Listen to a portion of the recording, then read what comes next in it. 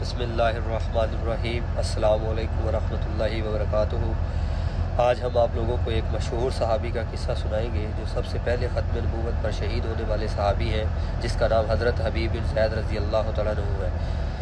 ایک دفعہ ہمارے نبی پاک صلی اللہ علیہ وآلہ وسلم کو خط بھیجا۔ مدینے کے اندر ایک مسلمہ بن کذاب نامی شخص نے خط پہ لکھا تھا کہ جب تک آپ حیات آپ نبی، اور جب آپ دنیا سے پردہ فرما جائیں گے میں نبی، یا ایسا کرے کہ آدھے عرب کے آپ نبی بن جائیں، آدھے عرب کا میں نبی بن جاتا ہوں۔ اس خط کا جواب میں ہمارے نبی پاک صلی اللہ علیہ وآلہ وسلم نے لکھا کہ میں اللہ کا سچا رسول ہوں اور تم کذاب ہو، تم جھوٹے ہو۔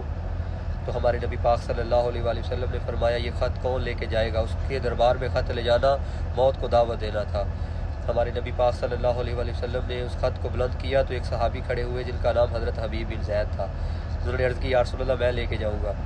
وہ کھجوریں کھا رہے تھے۔ جب انہوں نے یہ کہا تو ان کے منہ سے جو ہے وہ کھجوروں کے ٹکڑے جو ہے وہ صحابہ کے اوپر گرے، اور صحابہ کہنے لگے تمہیں بڑی جلدی ہے جانے کی۔ تو وہ صحابی آگے سے فرمانے لگا اگر میرے کھجوریں کھانے کے دوران ڈیوٹی کسی اور کی لگ جاتی تو پھر میرا کیا ہوتا؟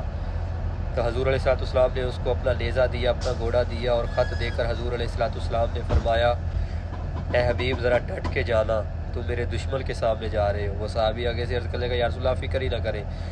صحابہ فرماتے ہیں جب اس صحابی کو روانہ کیا گیا تو وہ دبلا پتلا تھا، جب روانہ ہوا تو ایسے جا رہا تھا جیسے کوئی مدینے سے جرنیل جا رہا ہے۔ وہ صحابی جب مسلمہ کذاب کے دربار میں پہنچا تو اس نے اپنا نیزہ گاڑ دیا، اور مسلمہ پوچھنے لگا تم کون ہو، کہاں سے آئے ہو؟ کہنے لگا تمہیں چہرے سے پتہ نہیں چلا؟ محمد عربی کے غلاموں کے تو چہروں سے پتہ چل جاتا ہے۔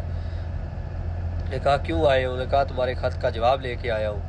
تو وہ صحابی جو تھے حضرت حبیب بن زید رضی اللہ تعالیٰ کے، یہ سارا واقعہ ایک ادھر دربار میں بعد میں جب مسلمان ہوا تو صحابی نے نقل کیا کہ یہ صحابی کے اوپر جو ہے وہ آفتیں جو ہے وہ وہاں پہ آئی۔ وہ صحابی نے جو ہے وہ کہا کہ خط جب اس کو دیا تو مسلمہ کذاب نے خط پکڑ کر اپنے غلام کو دیا، اور اس غلام نے خط میں پڑھا تو لکھا تھا کذاب، جھوٹا۔ جب اس نے اپنے آپ کو جھوٹا سنا تو آنکھوں میں خون اتر آیا، اور اس نے جو ہے وہ تلوار لے کر اس صحابی کی گردن پہ رکھ کے کہنے لگا تمہارے نبی نے مجھے جھوٹا کہا ہے، تمہارا کیا خیال ہے؟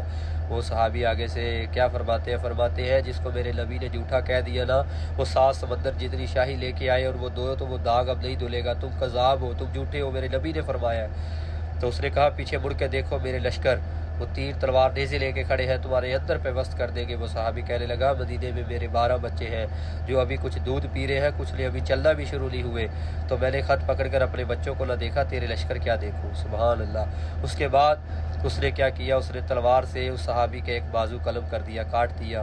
کہنے لگا اب بتاؤ کیا خیال ہے؟ وہ صحابی کہنے لگا کس کو آزماتے ہو؟ ہم وہی ہے جن کو بدر سے لے